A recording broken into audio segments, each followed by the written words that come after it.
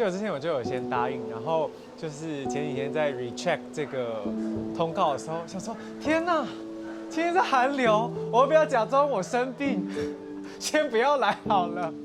但我就想说，我自己是一个很爱动物的人，然后就想说，还是来看看，然后来帮助一下大家。然后一来就被狗狗们融化。Kiwi， 来，光离。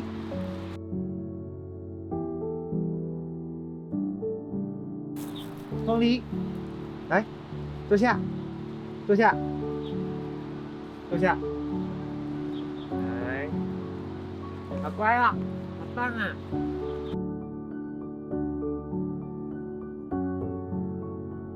我小时候，小学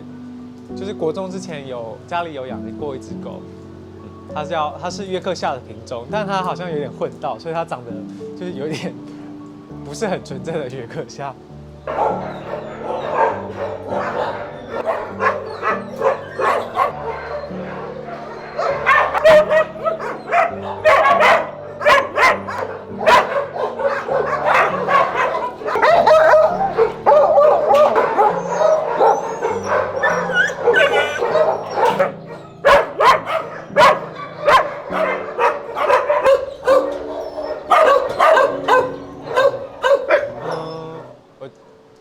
就是想象中，或者是对，就是想象中以前的那种收容所空间，就是一些很脏乱啊，或者是很黑、很暗，然后很臭的地方。然后来到这边就觉得，哇，它其实是一个很明亮，然后很舒适的地方。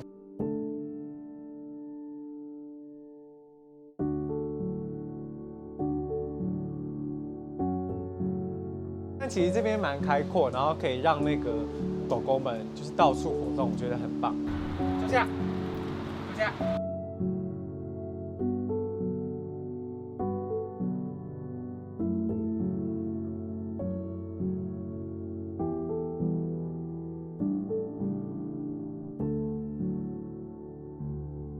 有木耳粉圆、kiwi、凤梨，然后胡椒、舒马克，还有一只最新来的馒头，我都有记得。我觉得，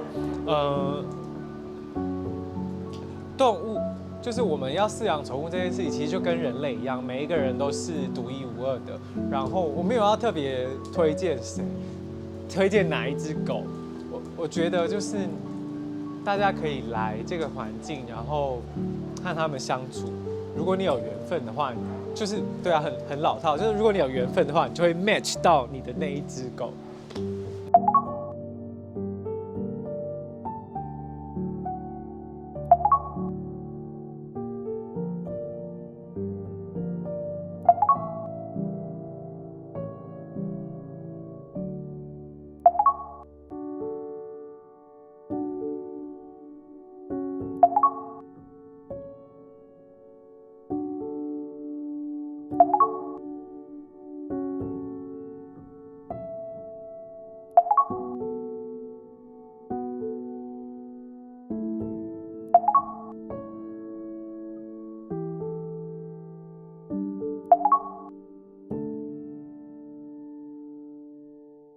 我们这边有很多狗都是被弃养进来的，像今天就是有牵出来的那一只乳牛色的竹轮，它其实就是当初有被认养过，然后那时候认养人是想要就是把它留在工厂去顾门，但是因为它实在太乖了，就是它回去就是发现它都不会叫，所以他就认养一天就把它退回了。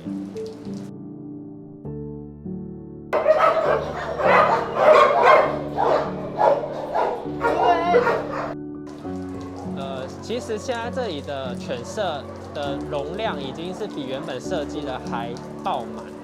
那其实狗狗在这边它不会过得比较好，那它们的压力都很大。所以如果说大家都来这边领养狗，不要再去买狗的话，可以疏解这边狗狗的压力，那也可以让它们过到比较好的品质的生活。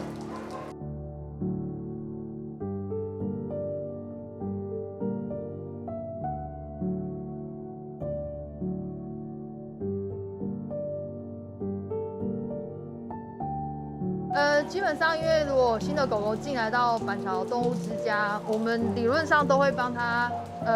去做一些取名的动作，因为毕竟用编号的方式比较难让人家记得这只狗狗。那当我们在帮这些狗狗做一些取名的时候，都会去了解一下它当初进来的原因。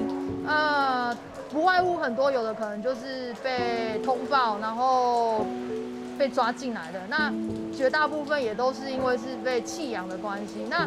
如果说到弃养的部分的话，有看过一些蛮夸张的理由，就大概是说，家里的小朋友在睡觉，然后吵到他的小朋友睡觉，然后弃养这只狗狗。然后这只狗狗现在它的名字叫巧虎。那我也希望就是，其实它是个蛮亲人又很撒娇的一个虎斑狗狗。如果大家有机会的话，也都可以来到板桥动物之家看看它。今年是虎年了，也希望大家能够多来关注我们反收的一些虎斑犬这样子。那静香它当初进来的原因是因为被通报，在三峡的部分被通报。那静香现在已经很棒，它现在就是已经在我们的旧区里面，已经跟其他的狗狗一起生活。那现在出来的话，它也都大家都说它是公关犬，就是只要你叫它名字，基本上它就是都会摇尾巴，然后过来跟你就是做互动这样子。雪博也是被通报进来的，那原因是因为他以前好像是住在一条街里面，然后会有很多喂养人去帮他做喂养的动作。那不知道为什么就可能也许他有咬伤喂养人，所以他就被通报到收容所里面。那一开始互动的确他真的很凶，就是完全就是你在笼外你就可以看到一直吠叫，一直吠叫的吠叫，然后一直叫，一直叫。那我当了收容所志工3年，也是因为他，然后第一次被咬到。对，那其实对他的印象就非常深刻。他的确就是不太亲人，可是我就是也是一次陪他。然后再的话，是因为他也很爱吃，所以你可以透过吃的方式去跟他增加他的跟你的互动。那现在的他就是可以摸摸，然后也可以洗澡，然后你可能跟他就是做一些才艺，比如说你要过那个圈圈，它也都能够跳过去。然后再来的话是，如果当我的手比这样的时候，它的头就会伸进来。那其实就是它慢慢的一些改变啊。那其实狗狗们没有坏狗狗，只有不好的人类。你可能当初你的方式给错了，那他们会对于这些，就对于人类他们会很抗拒。那其实你给他一些正确，或者说你给他对的，那他其实会慢慢的改变。那像雪博现在就是，虽然他很亲我，那因为我来的时间，其实基本上还是会有其他的志工跟着我一起，所以他们对于就是他比较常看到的志工，他也都比较能够接受。其实我觉得这就是一个好的正向。那这些狗狗它还是需要一些时间，因为它们还是有很多的地雷，可是至少它的地雷已经慢慢的，就是从很前面开始慢慢到往后面。那我们希望说它的地雷或者它不喜欢的地方能够越来越少，然后让一般的民众然后来跟它互动，甚至它最后可以到一个家庭，而不会是一直都是在收容所，或者是最另外一种方式说，可能它就是被另外一些狗场然后把它带走，然后它以后一辈子都在狗园里面。这样子，我们还是希望最终这些狗狗是能够回到正常的家庭，成为一个有爸爸妈妈的狗狗。大家好，我是小胖。然后我当初会来原因是因为那个朋友介绍我说，喜欢狗，那你要不要过来这边看看？然后我就参加了这个活动，所以就这样子一来以后就来了7年，就每个周末。然后我因为租的关系，其实我没有办法养狗，因为毕竟大家养狗的话都要考虑到蛮多因素的，所以我那时候就每个礼拜来参加活动。我发现，我虽然没有办法养狗，但是我可以换一个方式，用宣导的方式，现场有一些民众或是来的志工参加活动的时候，我可以做一些宣导。那其实我另外一种形式，我也是可以帮助到狗狗，对。所以就这样来了7年。那我现在在志工队，在志工活动里面，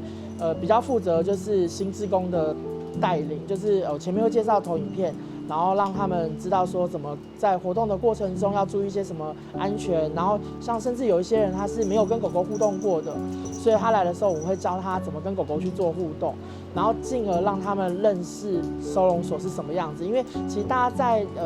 不管是看电影或是听朋友讲，那他们想象中的收容所跟自己实际来的其实差蛮多的。那我们现在其实蛮鼓励，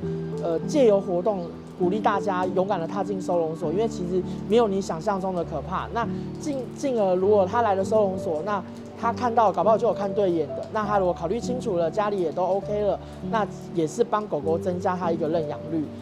现在领养代替购买的概念，其实大家都已经有了，所以其实大家也都蛮愿意来收容所看。但现在其实也蛮常遇到一个状况，就是大家有那个心，但是可能没有想过狗狗在这边集体收容所造成的一些压力。所以我会蛮希望，就是如果大家有看到影片的话，就是你要养狗之前，其实要先衡量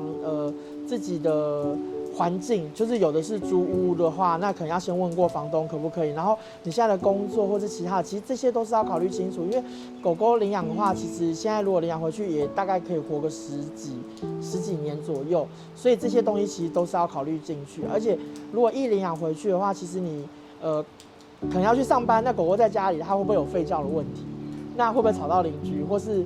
之类的？所以这些，或者是你不在的时候，它在家里面就是把你家里面弄得乱七八糟。那这些我觉得一开始你在养的时候都是要考虑进去，因为我们也蛮多狗狗，它是被领养的时候，它没有想的，饲主没有想到这一些，所以它回去就开始先遇到可能要在家里面吠叫，然后再来就是把家里面就是弄得乱七八糟。然后他们才把狗狗又退回来，他就想说，我当初没有考虑到这些。所以以现在的领养来讲，我觉得大家都有那个心，可是就是在领养前要多想一些，然后多模拟一下那个情况。那有人就说，那我就没办法，那我要怎么办？所以这就是要去想办法去克服。那其实现在YouTube 上面很多训犬师他们有一些影片，然后你就可以从那边去看。但是我觉得你多吸收这些的知识，多考虑一些，那等到你真的有经济能力、有时间都 OK 了，再来领养这些狗狗的时候，我相信这些退养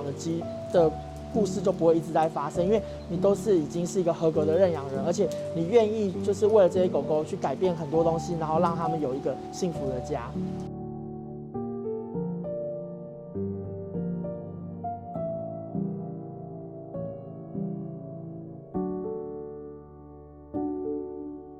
如果是以我来讲，我之前也陪了2-3个饲主去找狗，那其实没有人愿意把狗弄丢，然后也没有狗狗愿意，它就是已经找到幸福了，然后它要这样逃脱出去，因为毕竟它在集体收容的时候，它真的是已经遇到太多的压力了，所以就变成说，一带回去，通常我们都会建议饲主就是先不要带出门。但是大家真的很想要让狗狗出去尿尿，然后就觉得它已经被关这么久，我要跟它带它出去走一走。但是我觉得其实这个都是正常的。但是如果你可以多像胸背啊那一些都是防护都多做一些的话，其实狗狗走失的几率就不会那么高。因为你要想，你现在领养回去是一只陌生的狗狗，你要花很多时间跟它相处。可是通常我遇过最快是早上12点领养，然后晚上10点就不见。那也是出去遛的时候被狗狗攻击，然后就跑掉了。那狗狗本来就不认识。那我现在最近是有发现，就是如果你是用 iPhone 手机，我会建议就是有一个叫 AirTag， 好，那我会觉得说，因为它基本上它入门费用没有很高，然后它挂在狗狗的脖子上的时候，其实它也有一些追踪的功能。那当然有些人会觉得它追踪的效果没有那么好，因为狗狗会一直移动，那它的准确度就会变低。但是如果有去找过狗的人一定知道，当狗狗一逃跑的时候，你根本不知道它会往哪个方向走，所以就变成说你就会想，天哪，我到底要往哪边？可是这个的话，它虽然狗狗在移动的过程中，它的准确度会变低，但是狗狗一定会休息。所以在休息的时候，我基本上就是可以定位到，我至少有个方向可以去找。那这个并不是万能的，因为狗狗回去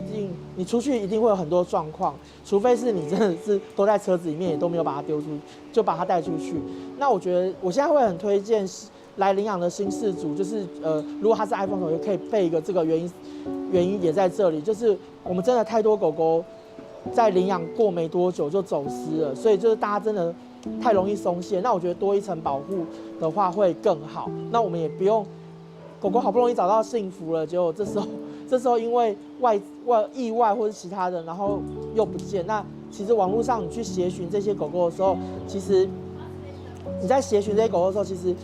蛮多网友他们也会很不理性的在那边回复这些留言，就说啊怎么会搞丢怎么样的。哦，我突然想起来还有另外一件事要宣导，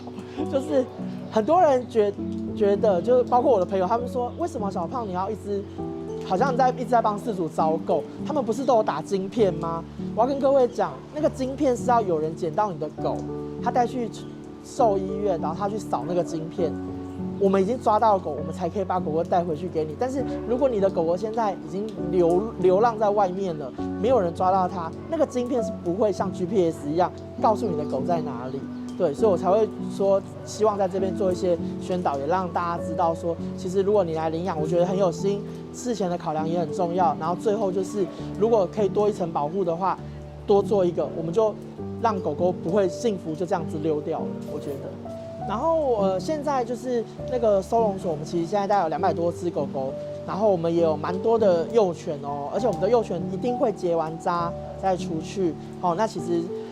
这些狗狗其实都非常的可爱，而且都非常的优，因为我们米克斯就是集所有的好基因在一身。好，然后就是希望大家赶快来认养。然后其实有一些狗狗，它如果年纪比较大的话，其实新北市现在认养老犬也会有一些配套，就是有一些送一些检查，每年送一些检查或饲料之类的。那我觉得大家都可以。有人觉得说，哦，那领养老狗，那这样它不是很快就要上天堂了？其实我们也可以想象是。它是生命的另外一种延续，而且它不是最后在收容所离开的。那以小狗来讲，小狗就是米克斯，就是惊喜包哦。它当然还有可能变很大，但是现在在它 puppy 的时候，你来陪着它，带它回去，然后好好的教它。我相信它在后来的日子都会陪着你一起精彩，你也丰富了它的一生。